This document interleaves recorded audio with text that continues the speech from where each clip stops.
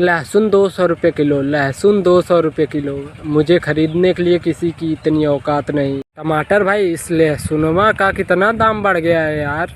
खुलेआम बोल रहा है किसी की औकात खरीदने का नहीं है। दाम तो इसका इतना बढ़ गया है कि अच्छे अच्छे का गांड फाड़ के रख दे रहा है। सच में इसका दाम बढ़ गया है। मार्केट में इसका क्या भाव चल रहा है? बाजार में इसका दाम आसमान छू रहा है, बढ़ के 200 रुपये किलो हो चुका है। क्या रे प्याज, बहुत मार्केट में राजा बन रहा था ना। 50-60 रुपये चल रहा है तुम्हारा दाम, और मेरा दाम सुना है?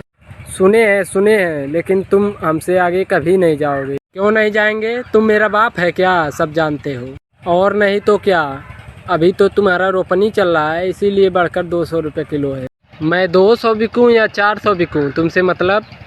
तुम भी अपना दाम बढ़ाओ। जो तुम बात बोल रहे हो, तुम्हारे बोलने से मेरा दाम रुकेगा?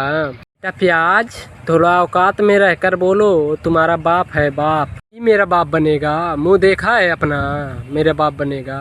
अभी तो तुम्हारा बाप ही है, उसका मार्केट में 200 रुपये चल रहा है दाम। मेरा भी टाइम आएगा, मैं तुम दोनों का बाप बनकर दिखाऊंगा।